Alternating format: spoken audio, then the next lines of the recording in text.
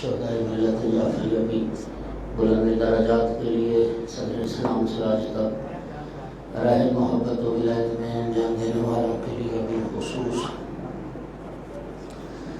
وہ مہربان علیہ رسول جو دنیا سے چلے گئے اور بعد میں ان کا کوئی فاتحہ پڑھنے والا نہیں رہا، انہیں یاد کرتے ہوئے اپنے اپنے مرحومین کو یاد کرتے ہوئے اور بالاخص جن احباب نے بھی ان 14 روزہ دروس قرآن کے انعقاد میں جس حوالے سے بھی حصہ لیا ہے، ان سب کے مرحومین کے لیے بھی ایک مرتبہ سورہ فاتحہ اور 3 بار سورہ توحید کی تلاوت فرمائیں۔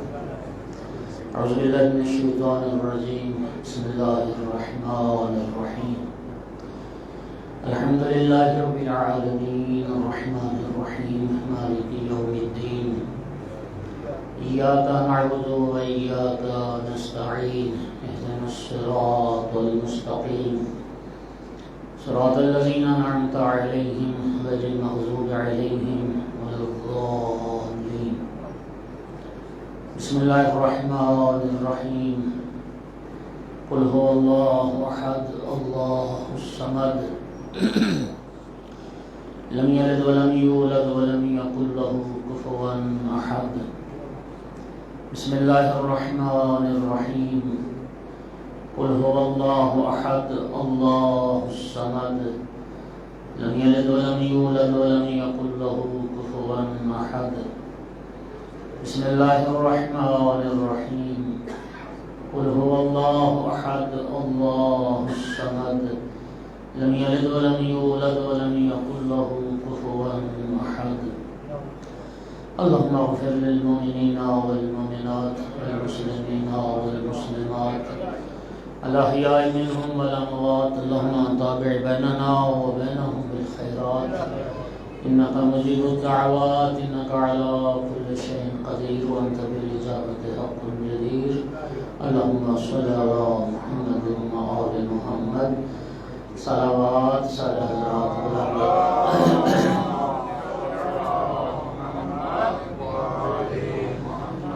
وارث اعزا یوسف زہرا امام صاحب علیہ السلام کے ظہور میں تعجیل کے لیے بھی بلند تر صلوات۔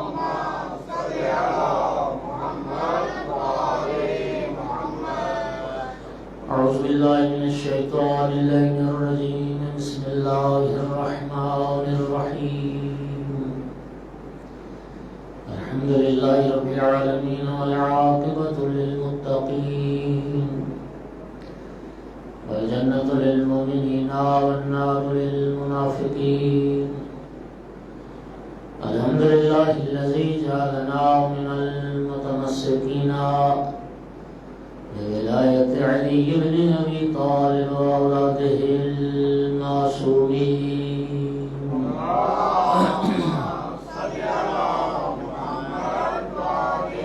الحمد للہ الذی جعلنا من الباقین علی سید الشہداء واولاده واصحابہ المظلومین۔ الصلاة والسلام والتحیۃ والاکرام علی رسولہ الکریم شفیع المذنبین آنس الغریبین ورحمۃ للعالمین، علی العبد المؤید الرسول المسدد المحمود الاحمد المصطفى الامجد والقاسم محمد۔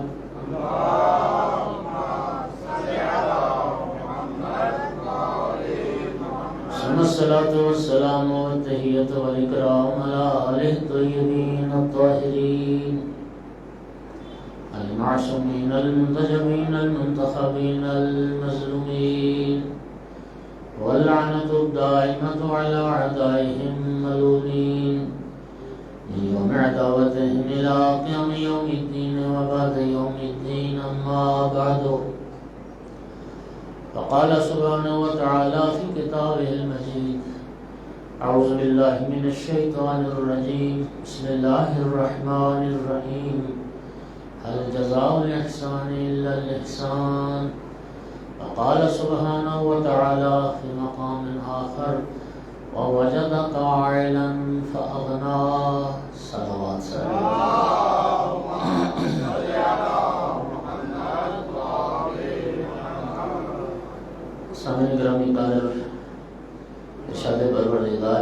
حل جزاء الاحسان الا الاحسان، کیا احسان کا بدلہ احسان کے علاوہ ہو سکتا ہے؟ جواب ہے کہ ہرگز نہیں۔ احسان کا بدلہ، نیکی کا بدلہ، بھلائی کا بدلہ صرف بھلائی ہو سکتا ہے۔ امام جعفر صادق علیہ السلام سے ایک حدیث مبارک ہے کہ انسان جتنا نیکوکار کیوں نہ ہو، اگر دو عیب، دو برائیاں، دو گناہ اس کے اندر موجود ہیں تو وہ جنت کی خوشبو بھی نہیں سونگ پائے گا۔ ایک ہے احسان فراموشی، محسن کو بھلا دینا، اور ایک ہے احسان کر کے احسان جتلانا۔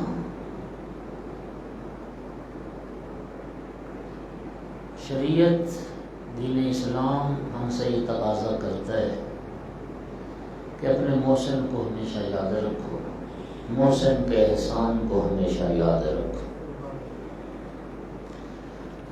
شاید بعض حدیث کا مفہوم اس طرح ہے کہ جو احسان فراموش ہے، جو اپنے محسن کو بھلا دینے والا ہے، وہ کتے سے بھی بدتر ہے۔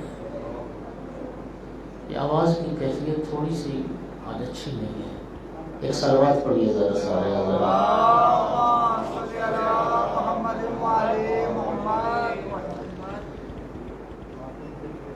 محسن کو یاد رکھنا، محسن کے احسان کو یاد رکھنا۔ لیکن آپ اگر کسی سے احسان کریں، بھلائی کریں، تو پھر اس احسان کو بھلا دیں۔ یعنی دو چیزیں ہیں، لوگوں کی اچھائیاں یاد رکھو، اپنی اچھائیاں بھولو۔ وہ جو کہتے ہیں نا نیکی کر دریا میں ڈال، اس کا معنی یہی ہے کہ پھر نہ یاد نہ کرو اس کو، کسی کے ساتھ جو احسان کیا۔ لا تبطلوا صدقاتکم بالمن والاذى، اللہ تعالیٰ فرماتا ہے کہ اپنے صدقات و خیرات باطل نہ کرو، احسان جتلا کر اور اذیت کر کے۔ یعنی احسان جتلانا جو ہے، کسی پر نیکی کرنے کے بعد اس نیکی کو جتلانا گویا اس شخص پر اذیت کرنا ہے، اس کو اذیت دینا ہے۔ اللہ آپ کو یہ کہتا ہے کہ احسان کو یاد نہ کریں، نہ جتلائیں، لیکن جس پر احسان کیا اللہ اس کو کہتا ہے کہ محسن کو ہمیشہ یاد رکھو۔ اور غیور، غیرت مند افراد وہ احسان فراموش نہیں ہوتے، ہمیشہ محسن کو یاد کرتے ہیں، محسن کو یاد رکھتے ہیں۔ اور دنیا میں بھی ایسا ہی ہے، کسی کے آپ تھوڑی سی نیکی کریں، وقت کی چائے پلا دیں، وقت کا کھانا کھلا دیں، تو اگر اس کا ضمیر مردہ نہیں ہوا تو اپنے محسن کو ضرور یاد کریں۔ مومنین کرام، ہم سب جو مسلمان ہیں، اور الحمدللہ ہمیں اس بات پر فخر ہے کہ ہم مسلمان ہیں، اور پھر اس بات پر ہمیں فخر ہے کہ ہمیں اللہ نے اہل بیت کے دامن سے متمسک رہنے والوں میں سے قرار دیا ہے۔ اللہ نے ہمیں مذہب اہل بیت کا پیروکار بنایا ہے۔ یہ دین اسلام جو ہم تک پہنچا، اور دین اسلام اللہ کی سب سے بڑی نعمت ہے۔ جب نو مسلم مکہ کے کفار اور مشرقین جب اسلام قبول کر رہے تھے، وَيَدْخُلُونَ فِي دِينِ اللَّهِ أَفْوَاجًا، کچھ لوگوں نے نبی پاک کے سامنے اس طرح کا اظہار کیا کہ یا رسول اللہ، یہ ہمارا آپ پر احسان ہے کہ ہم نے آپ کا کلمہ پڑھ لیا ہے۔ جی، جیسے آج کل نہیں ہو رہا کہ ہم نے آپ کی پارٹی جوائن کر لی، تو ہمارا آپ پر احسان۔ اللہ رب العزت نے آیت مجیدہ نازل فرمائی، ارشاد ہوا قُل لَا تَمُنُّوا عَلَيَّ إِسْلَامَكُمْ بَلِ اللَّهُ يَمُنُّ عَلَيْكُمْ أَنْ هَدَاكُمْ لِلْإِيمَانِ۔ محبوب ان لوگوں سے کہہ دو کہ تم نے اسلام قبول کر کے، تم نے میرا کلمہ پڑھ کے مجھ پر کوئی احسان نہیں کیا، اللہ نے تم پر احسان کیا ہے۔ اللہ نے تم پر یہ احسان کیا کہ اللہ نے تمہیں ایمان کی ہدایت کر دی۔ یہ تو اس کریم کا احسان ہے نا دین اسلام۔ تو سامنے گرامی اب سوال یہ ہے کہ یہ جو دین ہم تک پہنچا ہے، احکام دین ہم تک پہنچے، یہ شریعت پیغمبر اور مذہب امام صادق علیہ السلام ہم تک پہنچا، تو یہ کن محسنوں کے احسان کا نتیجہ ہے؟ یہ کن محسنوں کا احسان ہے جن کے ایثار کے نتیجے میں اور جن کی قربانی کے نتیجے میں ہم مسلمان ہیں اور اسلام ہم تک پہنچا ہے۔ اپنے ان محسنوں کو بھی یاد کرنا ہمارا حق بنتا ہے۔ آج 10 رمضان المبارک کا جو دن گزرا، اسی محسنہ اسلام بی بی کی رحلت اور وفات کا دن تھا کہ جن چند ہستیوں کے ایثار کے نتیجے میں یہ دین اسلام ہم تک پہنچا ہے، ان میں سے ایک بی بی، ایک ہستی جناب خدیجۃ الکبریٰ سلام اللہ علیہا،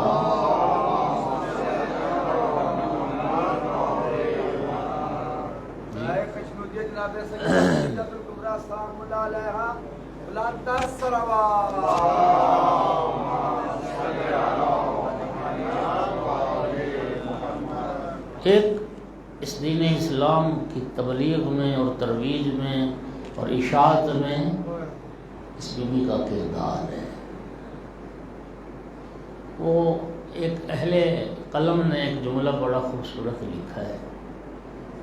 وہ لکھتے ہیں کہ یہ تو سرکار کی حدیث ہے، بعض لوگوں نے اس کو لکھا ہے کہ اگر لولا لما قام الاسلام والاستقام لولا سیف علی ومال خدیجہ، اگر علی مولا امیر المومنین علیہ السلام کی تلوار نہ ہوتی اور جناب خدیجہ سلام اللہ علیہ کا مال نہ ہوتا تو اسلام نہ کبھی اپنے پاؤں پہ کھڑا ہو سکتا تھا اور نہ کھڑا رہ سکتا تھا۔ ایک اہل قلم کا بڑا ہی خوبصورت جملہ ہے۔ اگر یہ ان دو ہستیوں کا کردار اسلام سے نکال دیا جائے، ہاں جی، تو پھر وہ ہمیں اسلام پہاڑیوں پہ بھاگتا ہی نظر آتا، ہاں جی، اس کے علاوہ اور کچھ نہ ہوتا۔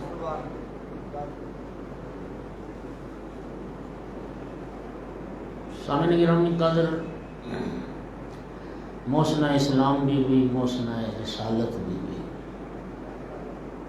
سب سے پہلے ام المومنین کا لقب جس ماتھے کی جھومر بنا ہے وہ جناب خدیجۃ الکبریٰ سلام اللہ علیہا۔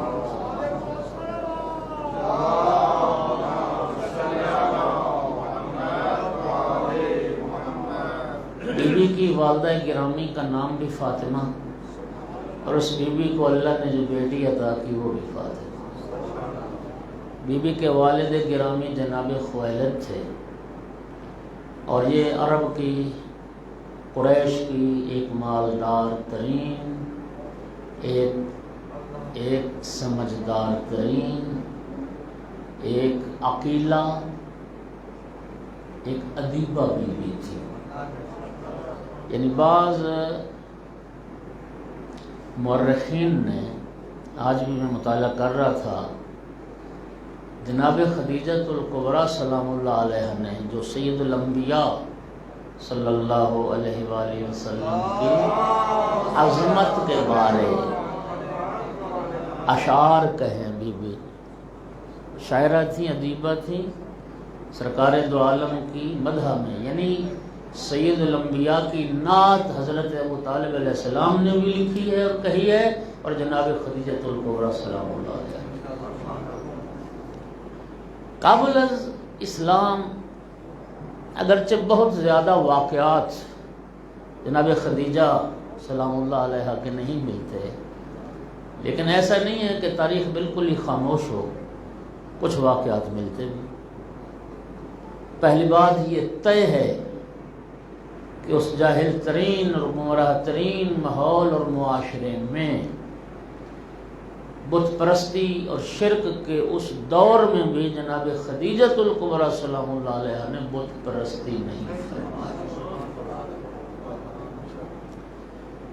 ورقہ بن نوفل جو جناب خدیجہ سلام اللہ علیہ کے چچا زاد تھے، یہ ایک دانشور آدمی تھا، عالم آدمی تھا، محقق تھا، تحقیق کے سفر میں رہا، جستجو اس کی جاری رہی۔ تو اس زمانے میں اس نے مسیحیت کو، دین عیسوی کو حق سمجھا، تو وہ عیسائیوں کا ایک بڑا عالم شمار ہوتا تھا ورقہ بن نوفل۔ اور جناب خدیجہ اپنے اس چچا زاد بھائی سے وہ بڑی مربوط رہتی تھی، اور اسی ورقہ بن نوفل نے جناب خدیجہ کو یہ خبر دے رکھی تھی کہ ایک آخری نبی آنے والا ہے، اور جناب خدیجۃ الکبریٰ نے ورقہ سے آخری نبی کی جو علامات ان کی مذہبی کتابوں میں بیان ہوئی ان کے بارے میں بھی آشنائی حاصل کر رکھی تھی۔ اور ورقہ نے بی بی کو یہ بتایا تھا کہ جو آخری رسول ہوں گے ان کی یہ جو کندھے ہیں ان پر ایک مہر لگی ہوگی، جسے آپ جانتے ہیں نا، مہر نبوت۔ جناب خدیجہ سلام اللہ جب رسول اللہ کی زوجیت میں تشریف لائی ہے تو بی بی نے سرکار سے سب سے پہلے اس مہر نبوت کی زیارت کرنے کی اور بوسہ لینے کی خواہش کو ظاہر کیا ہے۔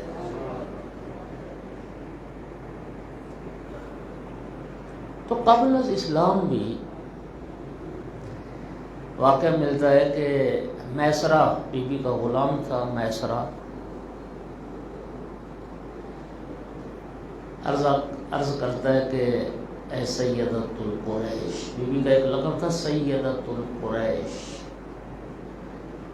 دروازے پہ کوئی مستور ہے، چھوٹی سی گٹھڑی اس نے اٹھائی ہوئی ہے اور رو رو کے اس کی آنکھیں سوجی ہوئی ہیں، سرخ ہیں، آپ سے ملنا چاہتی۔ بی بی نے فرمایا کہ اس کو بھیج دو اندر۔ عورت جب بی بی کی خدمت میں حاضر ہوئی تو اس گٹھڑی جو اس نے اٹھائی ہوئی تھی، اس گٹھڑی کو کھولا تو اس میں نو مولود بچی کہنے لگی اے سیدۃ القریش، یہ میری بیٹی ہے، میں نے اس کو جنم دیا ہے، میرا شوہر اس کو زندہ دفن کرنا چاہتا تھا، میں اپنے شوہر سے چرا کے چھپا کے لائی ہوں، آپ اپنے اس گھر میں میری اس بچے کی پرورش کروا اور اس کو قتل ہونے سے بچا۔ یہ قبل از اسلام۔ اور ایسی کتنی مظلوم و مقہور بچیاں تھیں، عورتیں تھیں، بے سہارا، بے آسرا، کہ جن کی پرورش جناب خدیجۃ الکبریٰ سلام اللہ علیہ کے گھر میں ہو رہی تھی، اور دنیا کی ایسی مظلوم و مقہور عورتوں کے لیے جائے پناہ تھا، ملجا و ماوا کی حیثیت رکھتا تھا جناب خدیجۃ الکبریٰ کا گھر۔ اور بیوی کی عظمت کردار کے لیے پھر ایک یہ جملہ بڑا اہم ہے، میں لفظوں کا ذمہ دار ہوں۔ آپ اندازہ کیجئے کہ اتنا گمراہ ترین معاشرہ تھا کہ خود پروردگار نے جسے ضلال مبین کے لفظوں سے یاد کیا ہے، وَإِن كَانُوا مِن قَبْلُ لَفِي ضَلَالٍ مُبِينٍ، جسے اللہ پاک کھلی گمراہی کہہ رہا ہے، کھلی گمراہی۔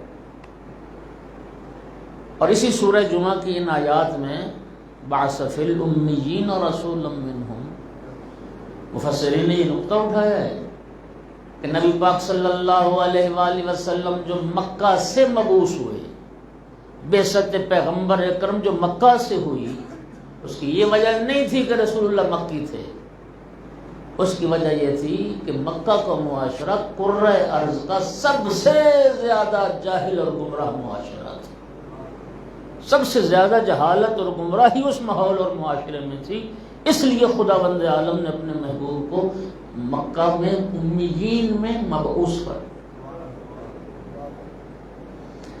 کس قدر گمراہی، آپ نے سینکڑوں بار یہ مطالب سنے ہوئے ہیں۔ شرک ہے، کفر ہے، اخلاقیات اتنی گری ہوئی۔ مولا امیر علیہ السلام کا جملہ ہے نہج البلاغہ میں، اسی سے آپ اندازہ کیجیے۔ مولا امیر فرماتے ہیں کہ جس معاشرے میں اللہ پاک نے اپنے محبوب کو مبعوث برسالت فرمایا، اس معاشرے میں انسانی شکل میں جانور اور درندے رہتے تھے۔ وہ انسانوں کا تو معاشرہ ہی نہیں تھا، انتہائی غیر مہذب معاشرہ۔ پھر مولا امیر نے فرمایا نہیں، جانوروں سے بھی بدتر، پتھروں کی مانند جمود کا شکار معاشرہ۔ ایسے معاشرے میں اللہ تعالیٰ نے بھیجا۔ شراب پانی کی طرح پی جاتی ہے، سودی کاروبار ہوتے ہیں جی۔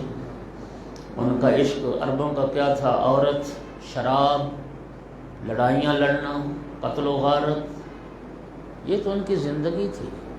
اور اتنے غیر مہذب، میں اس طرف جاؤں گا تو شاید وقت زیادہ لگ جائے گا۔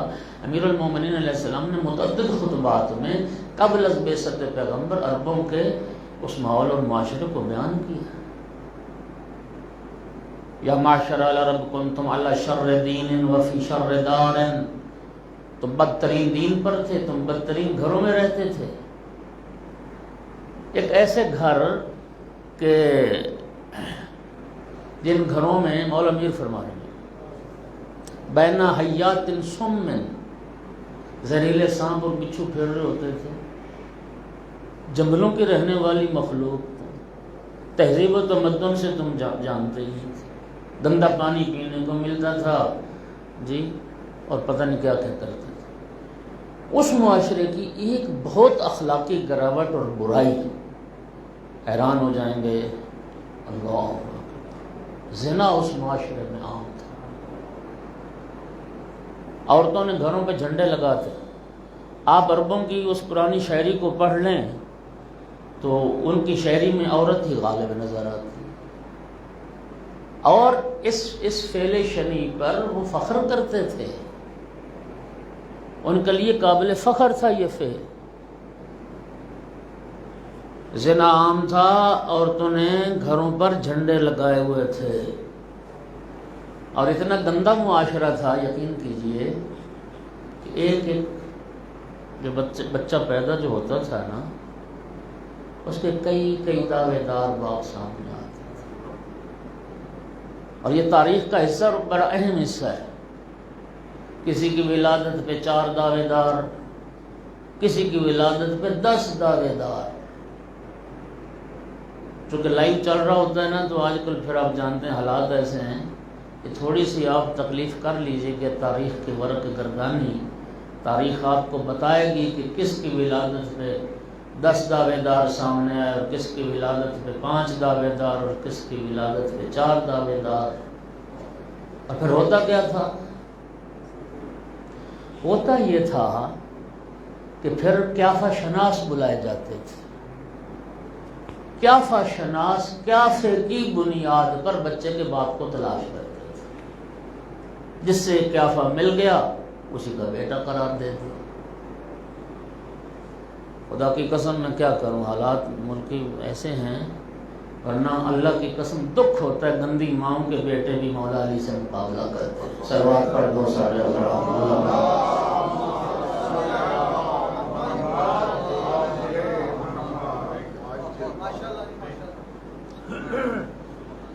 اللہ اکبر۔ اچھا، مکہ فتح ہونے کے بعد آپ پڑھیں تاریخ کو کہ بعض عورتوں نے بظاہر کلمہ بھی پڑھ لیا، رسول اللہ نے ان سے بیعت لی، تو کس شرط پر بیعت لی؟ صلوات پڑھ دیں ذرا، پڑھ لیجیے کہ کون کس نے جھنڈے لگائے ہوئے تھے اور کس نے کیا۔ شیعو، اللہ آپ کو سلامتی عطا کرے۔ خدا کی قسم، تشیع ایک پاکیزہ ترین مذہب، خوش نصیب ہو، تاریخ کی ذمہ داری کے ساتھ یہ جملہ کہہ رہا ہوں، اس جاہل ترین اور ذلیل ترین اور گناہ آلود معاشرے میں بھی مادر زہرا کو دنیا طاہرہ کے لقب سے یاد کیا۔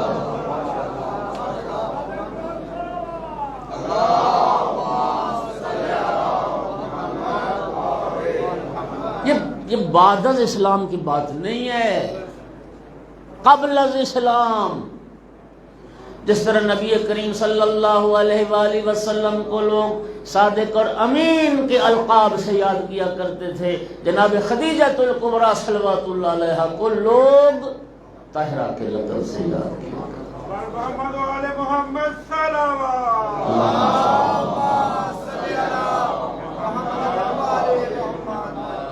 طاہرہ کے لقب سے یاد کرتے، اور اللہ جانتا ہے یہ تو تاریخ کا ستم ہے مادر زہرا کے ساتھ۔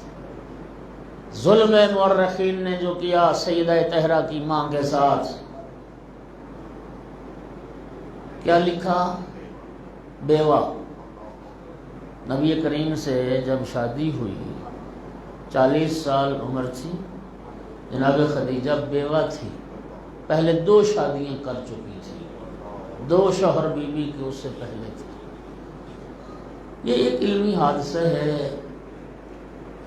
اور یہ علمی حادثہ موٹر وے کا حادثہ تو آپ دیکھتے ہیں نا فیس بک پہ تصویریں جو آتی ہیں، تو پھر وہ ایک گاڑی تو نہیں نہ ٹکراتی، چونکہ تیز گاڑیاں ہوتی، کئی کی گاڑیاں اللہ تعالیٰ محفوظ رکھے سب کو۔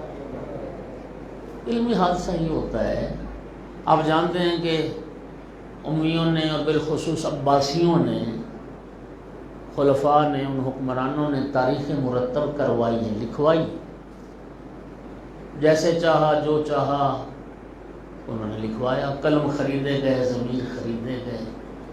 آج کل نہیں ضمیر خریدے جا رہے۔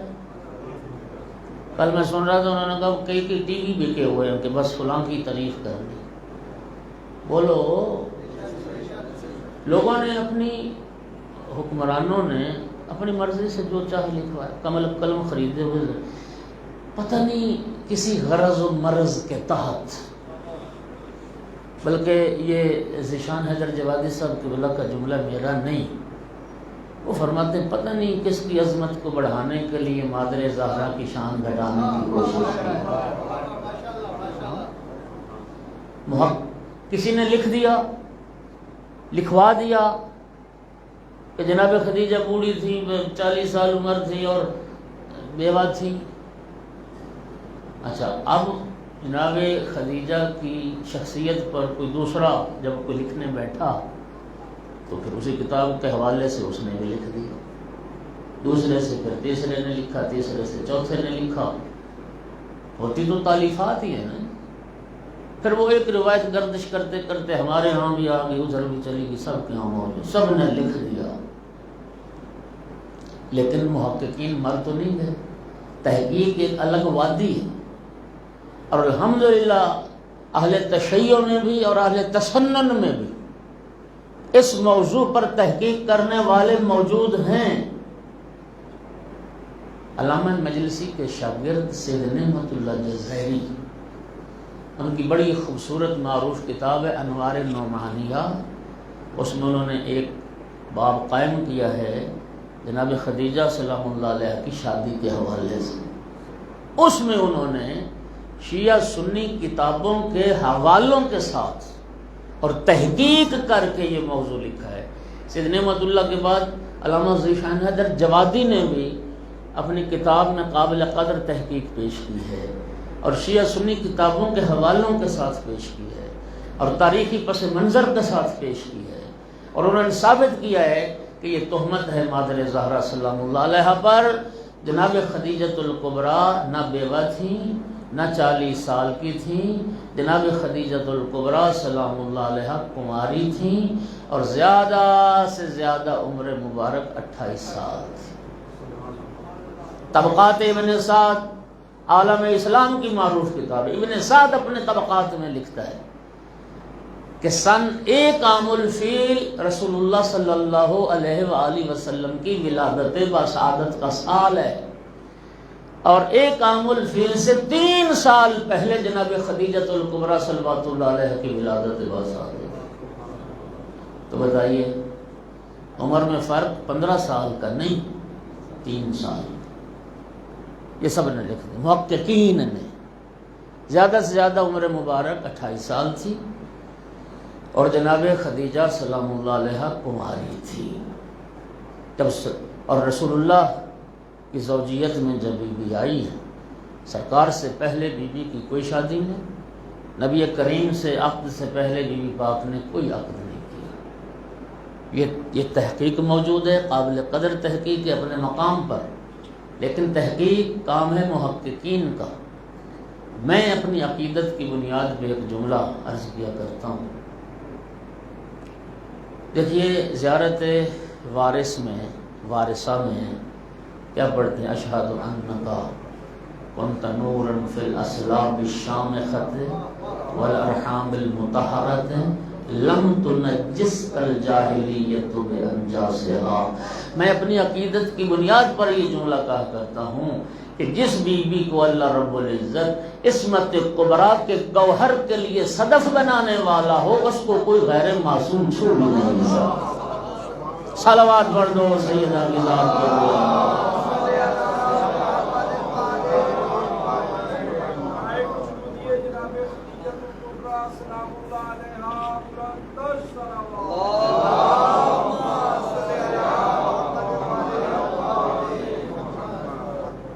صدیقہ کبریٰ، عصمت کبریٰ، جناب فاطمہ الزہرا سلام اللہ علیہا کی ماں بننے کا شرف اللہ نے جس بی بی کو عطا کرنا ہو، اس کو کوئی غیر معصوم چھو بھی نہیں سکتا۔ رسول اللہ سے پہلے کوئی شادی نہیں تھی بی بی کی، اور یہ کیسا حسین اتفاق ہے کہ رسول اللہ نے متعدد شادیاں کی۔ اب تاریخ میں جائیں گے تو پھر تعداد تو بہت 11 بھی لکھی، 13 بھی لکھی، اس سے زیادہ بھی لکھی یہ تعداد، لیکن 13 تک میں اس لیے سٹاپ کر رہا ہوں کہ یہ شہرت زیادہ ہے، اور اس میں تو پھر کوئی اختلاف ہی نہیں کہ جب آقا نے دنیا سے پردہ فرمایا تھا اس وقت 9 بیویاں امہات المومنین موجود تھیں زندہ جب سرکار دنیا سے وصال فرما۔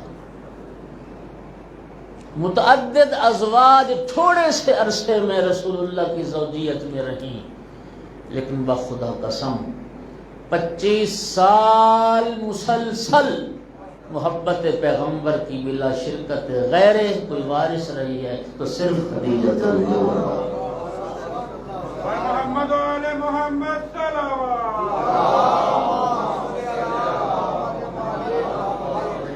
یعنی عجیب بات ہے نا یار، ذرا غور کریں آپ۔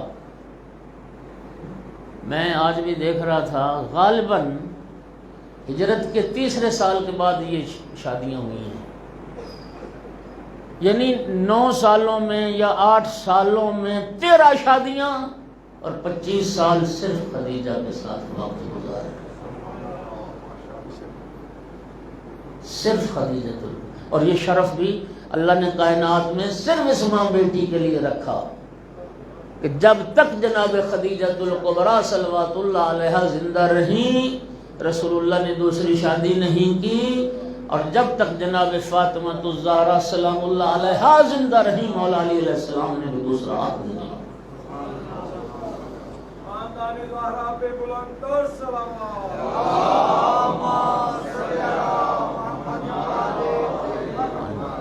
پھر بھی صلوات پڑھ دیں سارے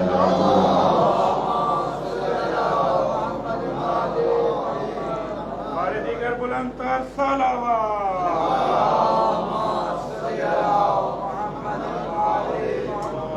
توجہ فرما رہے ہیں۔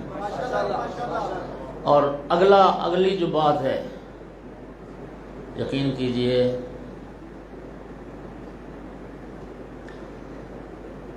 ام المومنین حضرت عائشہ فرماتی ہیں، بی بی کی میں 2 روایات آپ کو سناتا ہوں۔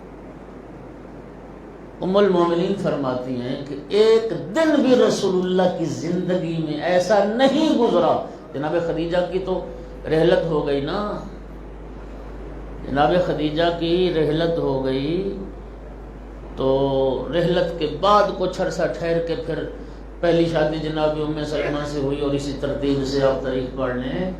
ام المومنین کہتی ہیں کہ ظاہر ہے بی بی تو اسی وقت کی بات کریں گے جب سے رسول اللہ کی زوجیت میں آئی. وہ کہتی ایک دن بھی میرے گھر میں ایک دن بھی رسول اللہ کی زندگی میں ایسا نہیں گزرا جس دن رسول اللہ نے خدیجہ کو یاد نہ کیا. بولو یار میرے ساتھ تھوڑا سا. یار لوگ تو دوسری شادی کر کے پہلے کو بھول جاتے ہیں.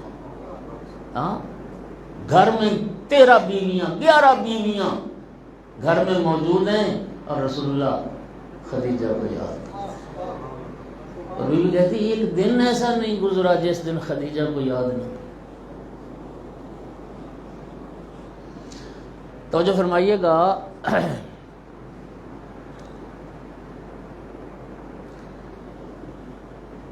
ام المومنین فرماتی ہیں کہ جب کثرت سے یاد کرتے تھے نا خدیجہ کو. تجرید البخاری شرح صحیح بخاری، صحیح بخاری کی بہت سارے ان کے علماء نے شرح لکھی، ان میں ایک شرح کا نام ہے تجرید البخاری. اس میں تجرید البخاری میں انہوں نے اس حدیث کو ذکر کیا. ام المومنین حضرت عائشہ فرماتی ہیں ما غرت علی احد من نساء النبی ما غرت علی خدیجہ. بی بی کہتی ہیں مجھے رسول اللہ کی کسی زندہ بیوی سے بھی اتنا حسد نہیں ہوا جتنا رسول اللہ کی ایک مردہ بیوی سے حسد ہوا. وما رأیتها، بیوی کہتی میں نے اس کو دیکھا بھی نہیں ہوا تھا، میں نے دیکھا بھی نہیں تھا، لیکن مجھے وہ جو ہوتی نا سوکن والی ایک مشکل میں نے دیکھا نہیں تھا اور مجھے تکلیف ہوتی تھی. مجھ سے برداشت نہ ہوا. میں نے ایک دن کہہ دیا یا رسول اللہ کیا ہو گیا آپ کو؟ اب جو منوان لفظ ہے وہ میں بیان نہیں کر سکوں گا، قریب ترین مفہوم میں بیان کرتا. یہ بھی کہتی میں نے ایک دن کہہ دیا مجھ سے برداشت نہ ہو یا رسول اللہ کیا ہوا آپ کو؟ آپ ہر وقت قریش کی اس بڑھیا کو یاد کرتے رہتے ہیں جن کا حلیہ ایسا تھا. وقد ابدلک اللہ منہا خیرا، جبکہ اللہ نے اس سے بہتر زوجہ آپ کو عطا کی ہے، ایک انتہائی نوجوان زوجہ آپ کو عطا کی ہے. خدا کی قسم یہ جملہ سننا تھا. پیغمبر کے غصے سے ماتھے پہ شکن پڑ گئی اور دکھ کی وجہ سے آنکھوں میں آنسو آ گئے. سرکار نے جواب میں پلٹ کے فرمایا واللہ ما ابدلن اللہ واللہ ما رزقن اللہ منہا خیرا، خدا کی قسم خدیجہ سے بہتر عورت میری زندگی میں نہیں. آمنت بھی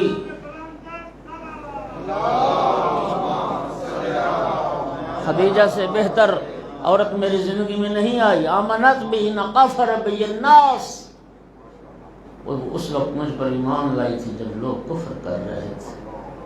صدقتنی حین قذبنی الناس، خدیجہ نے اس وقت تصدیق کی میری رسالت کی جب لوگ تکذیب کر رہے تھے. اشرقتنی فی مالہا حین حرمنی الناس، اور خدیجہ نے اس وقت ساری دولت میرے قدموں میں ڈھیر کر دی. لوگ مجھے ایک ایک پیسے سے محروم کر رہے تھے. اور فرمایا عائشہ یاد رکھ لوگ مجھے ابتر کے طعنے دیا کرتے تھے. خدیجہ سے بہتر عورت میری زندگی میں اس لیے بھی نہیں آئی، اللہ نے قیامت تک کے لیے میری نسل چلائی ہے تو خدیجۃ الکبریٰ کے وجہ سے. صلوات پڑھو محمد وآلہ.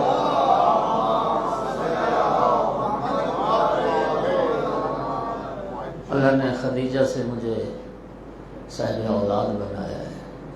اور پیغمبر پر یاد کرتے تھے اور روتے تھے این خدیجہ و این مثل خدیجہ، کہاں ہے خدیجہ، کون ہوگی خدیجہ جیسی، کہاں ہے خدیجہ اور کون ہوگی خدیجہ جیسی. اور یہ جملہ بعض مورخین نے بعض علماء نے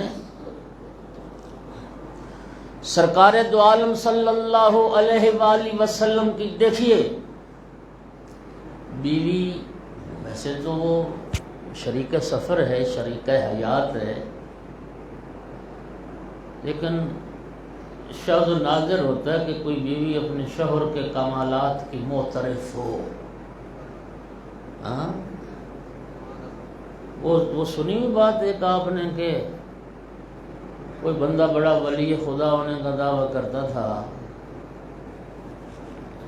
اس کی بیوی کہنے لگی کہ تو بڑا ولی بنا پھرتا ہے، ولی تو میں نے آج دیکھا۔ اس نے کہا کیا دیکھا ہے؟ میں نے کہا پرواز کر رہا تھا فضا میں، ولی تو وہ تھا۔ اس نے کہا کرما والی غور سے دیکھا تھا، وہ میں ہی تو تھا، اور کون تھا؟ اچھا تو تھا، تبھی ٹیڑھا ٹیڑھا اڑ رہا تھا۔ بیوی شوہر کے کمالات کے فضائل کی مطلب معترف ہو جائے، اقرار کر لی، بڑی بات ہے۔ خدا کی قسم رسول اللہ کے نبوت یہ کمال ہے رسول اللہ کی رسالت کا اور جناب خدیجۃ الکبریٰ کے اعتراف کا کہ غار حرا میں، ذرا توجہ کیجیے گا، پہلی وحی رسول اللہ پر نازل ہوئی۔ تاریخ کہتے نماز عصر کا وقت ہے، غار حرا سے اتر کے رسول اللہ مکہ میں حرم میں پہنچے، نماز عصر کا وقت ہوا، رسول اللہ پڑھا رہے تھے، خدیجہ اور علی رسول کی ابتدا میں نماز پڑھ رہے۔ سب سے پہلے رسول اللہ کی رسالت کا کلمہ پڑھ، توجہ ہو رہی ہے ذرا؟ سب سے پہلے تصدیق کی۔ خدا کی قسم ساری زندگی بھلا نہ پائے رسول اللہ خدیجہ۔ اب اگر تھوڑا سا ساتھ دیں تو میں چند آیات آپ کو سناتا ہوں۔ محمد و آل محمد بلند صلوات۔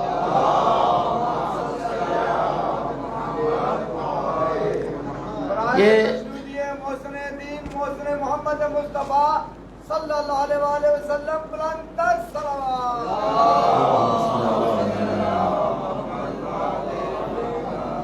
چونکہ درس قرآن کے نام سے ہماری محفل ہے تو بیوی کا بھی تذکر اور درس قرآن بھی ہو جائے۔ نتیجہ آخر پہ دوں گا، پہلے آپ نے صرف سننا، میرے ساتھ چلنا ہے۔ ان کے پاس قرآن ہے، ایپ ہے، لیکن سب کے پاس ہے، وہ کھول بھی سکتے ہیں۔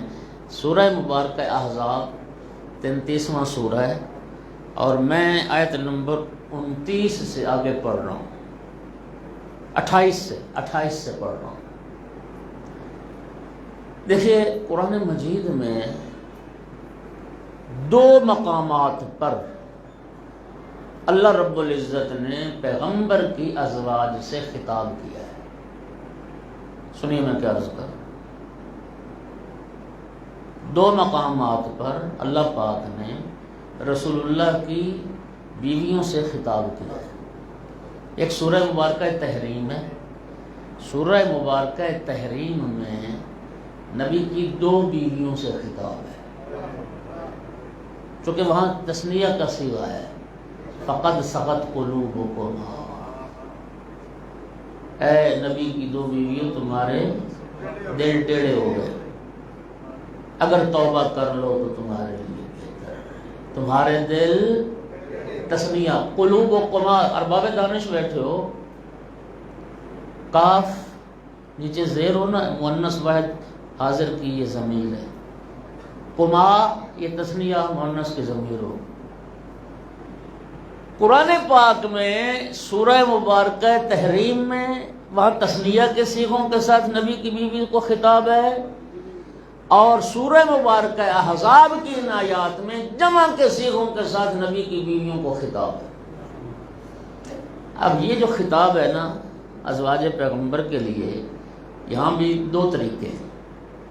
کچھ احکامات ایسے ہیں جو اللہ نے مخاطب کیا ہے اپنے نبی کو، اپنے محبوب کو، اور اللہ فرماتا محبوب آپ اپنی بیویوں کو یہ کہہ دیں، یہ کہہ دیں، یہ کہہ دیں، یہ کہہ دیں۔ اور پھر کچھ احکام ایسے ہیں جہاں خدا ڈائریکٹ نبی کی بیویوں سے خطاب کرتا ہے۔ توجہ ہو گئی؟ پڑھوں آیات، ایک صلوات پڑھیں سارے اللہ۔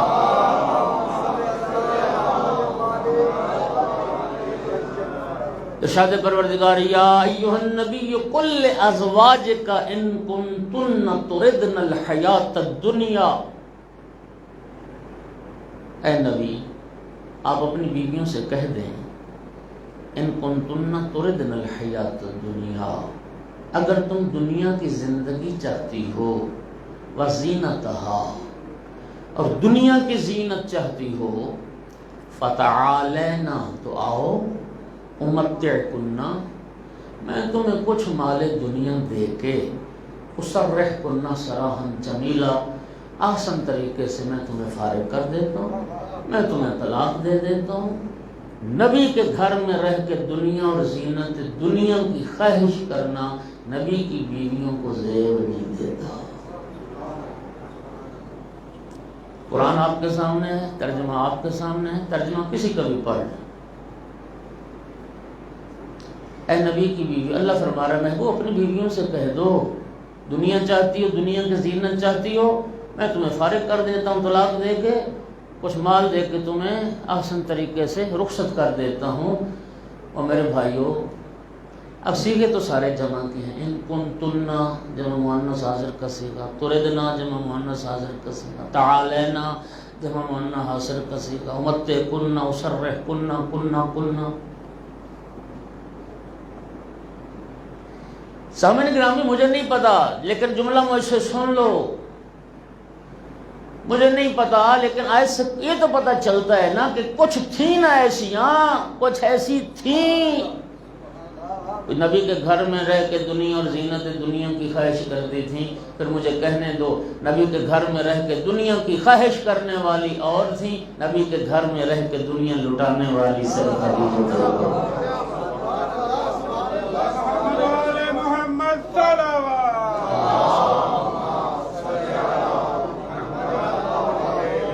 خدا کے لیے بڑا فرق ہے جناب خدیجۃ الکبریٰ کے کردار میں اور باقی امہات المومنین میں، بڑا فرق ہے۔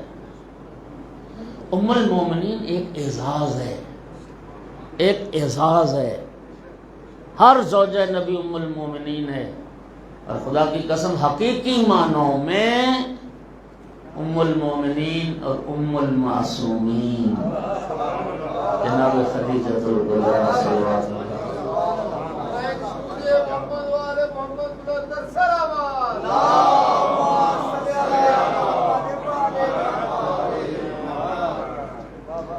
جناب ابو طالب علیہ السلام کا شرف یہ ہے کہ بی بی پاک کو نکال دیں تو 12 معصومین کے باپ ہیں ابو طالب، اور جناب خدیجۃ الکبریٰ صلوات اللہ علیہ کا شرف یہ ہے کہ مولا علی علیہ السلام کو نکال دیں تو 12 معصومین اماموں کی ماں ہے خدیجۃ الکبریٰ صلوات اللہ۔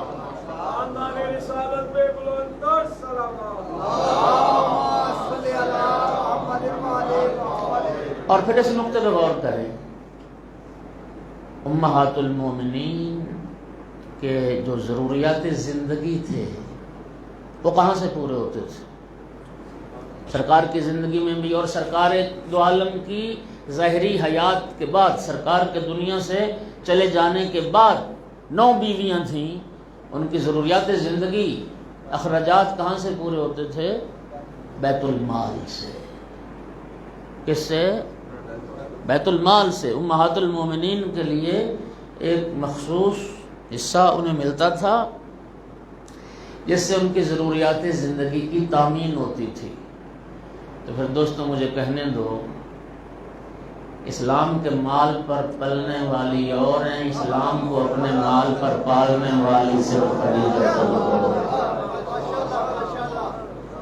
اسلام سے لینے والی عورتیں، اسلام کو دینے والی صرف فاطمہ زہرا کی ماں خدیجہ ملکۃ العرب تھی۔ جی کیونکہ یہ جو پہلو ہے نا بی بی پاک کی دولت والا، یہ ہمارے ممبروں پہ اکثر بیان ہوتا ہے۔ 400 غلام اور کنیزیں، 80,000 نر اونٹ جو سامان تجارت لے کے چلتا تھا۔ اللہ کی قسم یہ کہنا آسان ہے، 80,000 نر اونٹ، ان کے سنبھالنے کا انتظامات کیسے ہوتا ہوگا؟ قافلے چلتے تھے، یمن، شام، بحرین، عراق، عمان، مصر، فلسطین، کہیں مال آ رہا ہے کہیں جا رہا ہے۔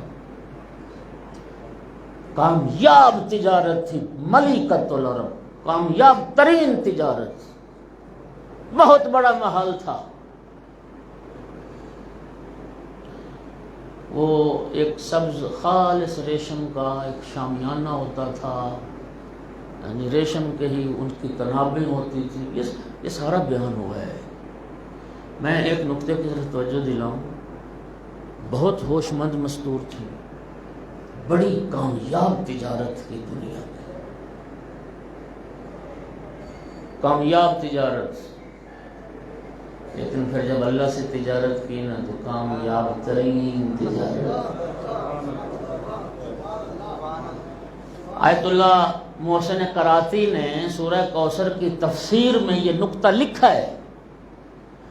وہ فرماتے ہیں کہ اللہ ایسے کسی کو کوثر نہیں دیتا.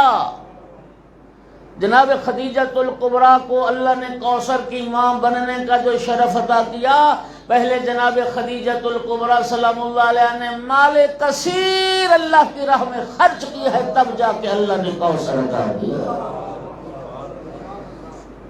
مال اللہ اکبر، نعرہ رسالت، نعرہ حیدری، اور محمد و آل محمد بلند صلوات.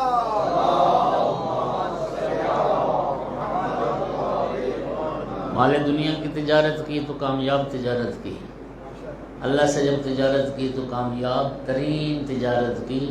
مال خدا راہ خدا میں خرچ کر کے اللہ سے فاطمہ زہرا جیسی بیٹی، سیدۃ النساء العالمین. البتہ جناب خدیجہ سلام اللہ علیہ کا بھی ایک لقب سیدۃ النساء، صرف سیدۃ النساء.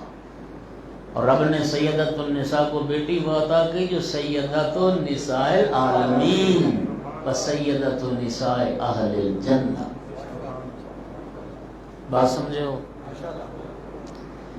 وَإِن كُنتُنَّ تُرِدْنَ اللَّهَ وَرَسُولَهُ، اور محبوب اپنی بیویوں سے کہہ دو اگر اللہ کو چاہتی ہو، اللہ کے رسول کو چاہتی ہو، اور آخرت جنت کے گھر چاہتی ہو، فَإِنَّ اللَّهَ، تو یقین رکھو کہ یقیناً اللہ نے اعد تیار کر رکھا ہے للمحسنات منکن. اب میں آپ کے سامنے چھوڑ رہا، جا کے تحقیق تھوڑی سی آپ بھی کر لیجیے. من کنہ کا معنی یہ نہیں ہوتا کہ تم سب کے لیے تیار کر رکھا ہے. من کنہ للمحسنات من کنہ، تم میں سے جو نیکوکار ہیں اللہ نے ان کے لیے اجر عظیم تیار کر رکھا. اللہ نے اجر عظیم تیار کر رکھا ہے.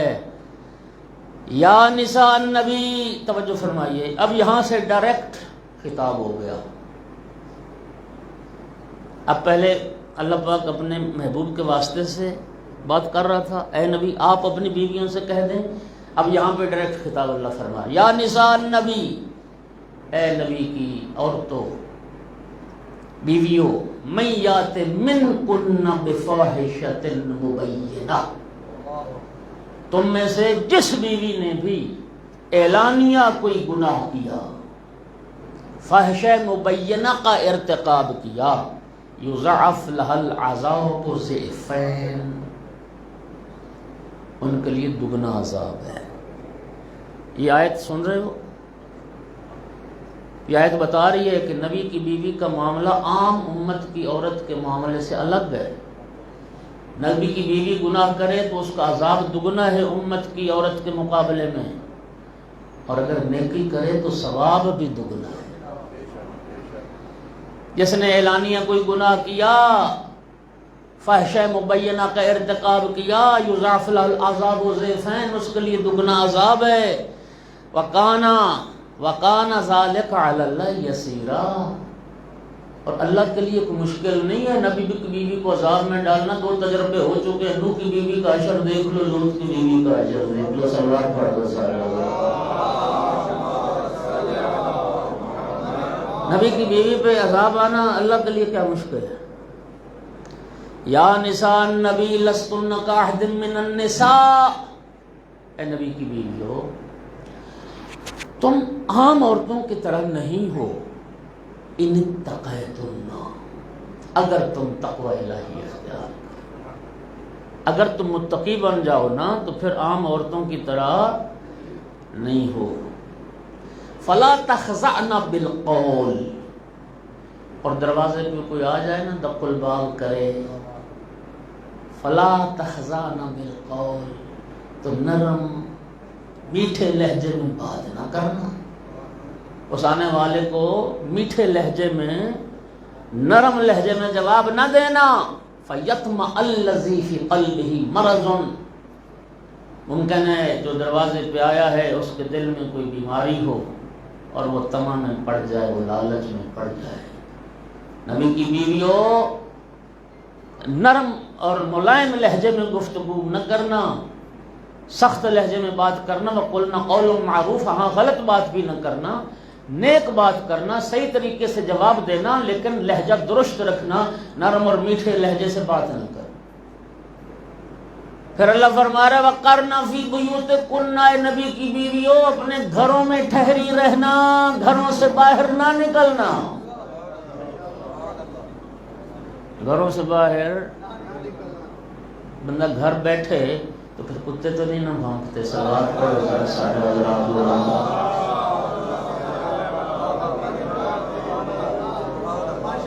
نہ بندہ گلی میں جائے صلوات پڑھ دو سارے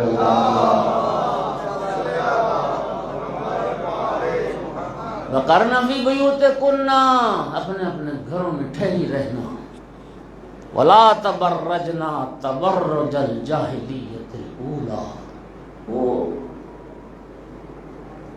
زمانہ جاہلیت والا بناؤ سنگھار میک اپ بھی نہ کرنا، وَأَقِمْنَا الصَّلَاةَ، نماز کو قائم کرنا، وَآتِينَا الزَّكَاةَ، زکوٰۃ ادا کرنا، وَأَطِعْنَا اللَّهَ وَرَسُولَهُ، اللہ اور اللہ کے رسول کی اطاعت کرنا۔ إِنَّمَا يُرِيدُ اللَّهُ لِيُذْهِبَ عَنْكُمُ الرِّجْسَ أَهْلَ الْبَيْتِ وَيُطَهِّرَكُمْ تَطْهِيرًا۔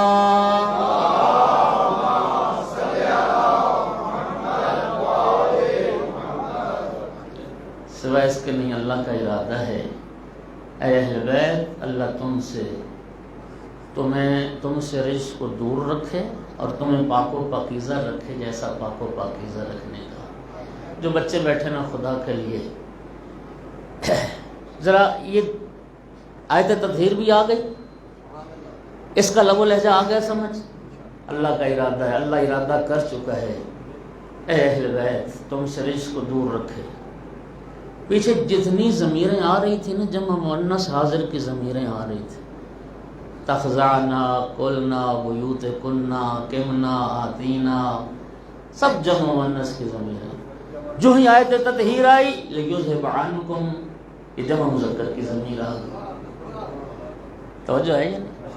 یطاہرکم جمع مذکر کی ضمیر آ گئی۔ اس کا معنی یہ ہے پچھلی آیات کا مخاطب اور ہے، اس آیت کا مخاطب، اچھا یہ تو ہے نا ضمیر کی بات، اور خدا کے لیے ذرا میرا ساتھ دینا، پچھلی آیات کا ترجمہ میں پڑھ چکا ہوں، مفہوم سن چکے ہیں، اب ایمان سے بتائیے، ایک جگہ پہ اللہ یہ فرما رہا ہے کہ تم میں سے جو اعلانیہ گناہ کرے گا، فاحشہ مبینہ کا ارتکاب کرے گا، اس کے لیے دوہرا عذاب ہے، دنیا چاہتی ہو تو آؤ میں تمہیں فارغ کر دیتا ہوں آسان طریقے سے، ہاں جی گھروں میں ٹھہری رہنا، ہاں جی نرم لہجے سے بات نہ کرنا، اور جاہلیت والا وہ بناؤ سنگھار۔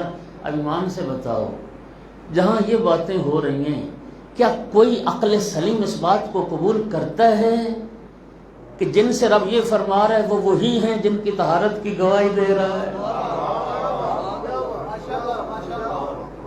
صلوات پڑھ دو۔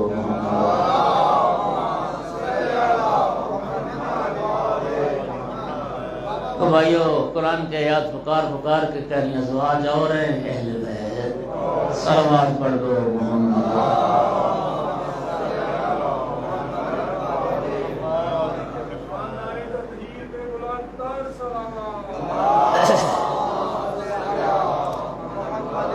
اچھا اب جو وہ میں نے شروع میں عرض کیا کہ نقطہ جس کی طرف توجہ دلانا ہے وہ کیا ہے؟ وہ یہ ہے یا تثنیہ کے صیغوں سے ازواج پیغمبر کو خطاب ہوا،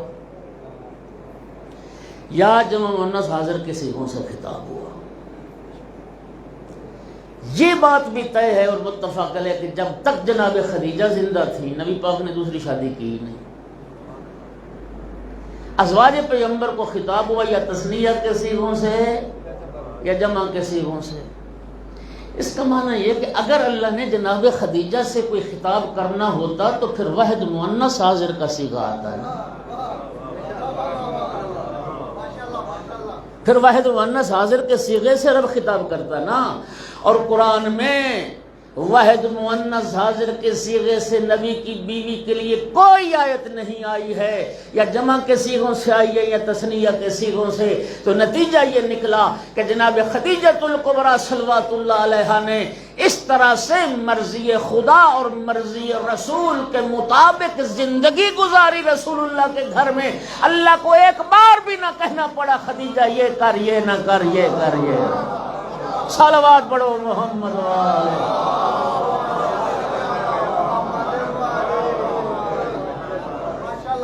اس طرح رضا خدا اور رضا رسول میں زندگی بسر کی، ایک بار بھی نہ کہنا پڑا رب۔ اور ام المومنین ہی یہ فرماتی ہیں کہ مدینہ میں ایک بوڑھی عورت رہتی تھی اور وہ کبھی کبھی آیا کرتی تھی ہمارے گھر میں، اور نبی پاک اس کے بیٹھنے کے لیے اپنی ردا اتارتے، اپنی عبا بچھا دیتے جس پہ وہ بیٹھتی تھی، اور نبی پاک اس کا بہت خیال کرتے تھے۔ کوئی گوشت فند ذبح کرتے، بکری ذبح کرتے نا، گوشت بناتے تو ایک حصہ سب سے پہلے نکال کے اس کی طرف بھجواتے تھے۔ کوئی تحفہ آقا کے پاس آتا تو ایک حصہ نکال کے سب سے پہلے اس بڑھیا کو بھجواتے تھے۔ ام المومنین کہتی میں نے ایک دن پوچھ لیا، سنا یہ بڑھیا کون ہے، آپ اتنا خیال رکھتے ہیں اس بڑھیا، اتنا خیال رکھتے ہیں؟ سرکار نے فرمایا اے عائشہ یہ بڑھیا مکہ میں خدیجہ کی سہیلی تھی، یہ مکہ میں خدیجہ کی سہیلی تھی، اور فرمایا ان حسن العہد من الایمان، ایمان کا تقاضا یہ ہے کہ اس محسن اسلام کی سہیلیوں کا بھی احترام کیا جائے۔ خدیجہ کی سہیلی کا اتنا مقام رسول اللہ کی نگاہ میں، خود خدیجہ کا مقام کیا ہو۔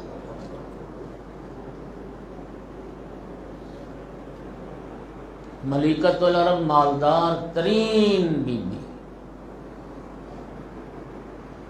جناب فاطمہ الزہرا سلام اللہ علیہا کسی غریب ماں کی بیٹی نہیں تھی، ملکۃ العرب کی بیٹی تھی۔ مفسرین نے لکھا وَوَجَدَكَ عَائِلًا فَأَغْنَىٰ، اللہ فرما رہا ہے محبوب ہم نے دیکھا آپ تنگ دست تھے، غریب تھے، مال دنیا نہیں تھا، خدیجہ کے ذریعے سے ہم نے آپ کو غنی بنا دیا۔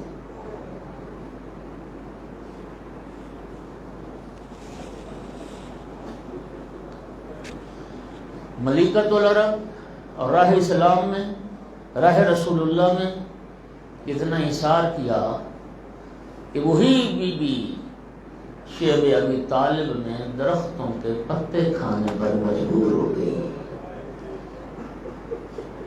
درختوں کے پتے کھانے پر۔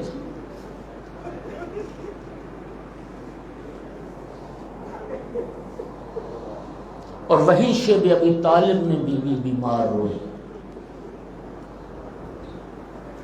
اللہ جانتا ہے زبان میں کبھی شکوہ نہیں آیا۔ 10 رمضان المبارک بی بی کی رحلت کا دن ہے، سرکار دو عالم بی بی کے سرحانے تشریف لائے، دیکھا جناب خدیجہ رو رہی، آنکھوں میں آنسو، فرمایا خدیجہ کیا ہوا؟ بیماری کا غلبہ ہے، درد کی شدت ہے، تکلیف زیادہ ہے؟ نہیں یا رسول اللہ مجھے بیماری کی اور تکلیف کی تو کوئی پرواہ نہیں، تو خدیجہ پھر رو کیوں رہی ہیں؟ یا رسول اللہ آپ سے جدائی کا احساس مجھے رلا رہا، یا رسول اللہ میں آپ کے سائے رحمت سے محروم ہو رہی ہوں، میں آپ کی خدمت سے محروم ہو رہی ہوں۔ سرکار نے فرمایا خدیجہ شب معراج اللہ نے مجھے جنت کی سیر کے دوران رب نے جو سفید موتی کا محل تیرے لیے تیار کر رکھا ہے، اللہ نے شب معراج مجھے وہ محل دکھایا تھا۔ اور رب کا یہ مجھ سے وعدہ ہے، خدیجہ تو دنیا میں بھی میری زوجہ ہے، تو جنت میں بھی میری زوجہ۔ ایک ایسا جملہ کہا کہ پیغمبر کی آنکھوں میں آنسو آ گئے، یا رسول اللہ یہ 25 سال میں جو آپ کی خدمت اور نوکری میں رہی ہوں، یا رسول اللہ اس عرصے میں مجھ سے کوئی کوتاہی ہو گئی ہو تو مجھے معاف کر دینا۔ سرکار رو پڑے، فرمایا خدیجہ میں تیرا ممنون احسان ہوں، اللہ کا دین تیرا ممنون احسان ہے۔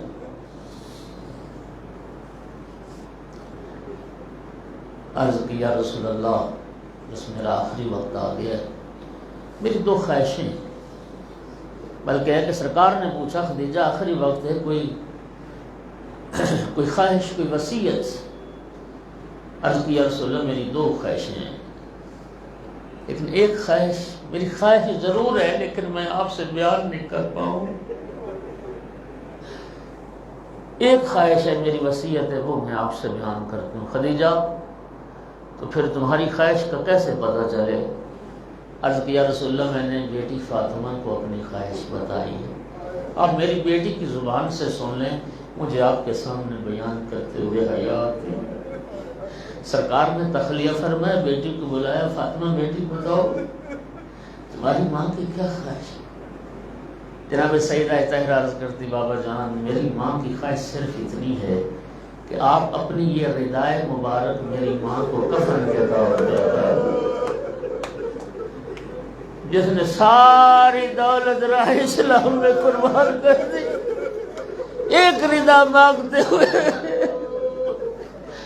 رسول اللہ سے حیا کر رہی تھی، ہچکچا رہی تھی، سرکار نے اپنی ردائے مبارک اتار کے فاطمہ زہرا کے ہاتھوں میں رکھی،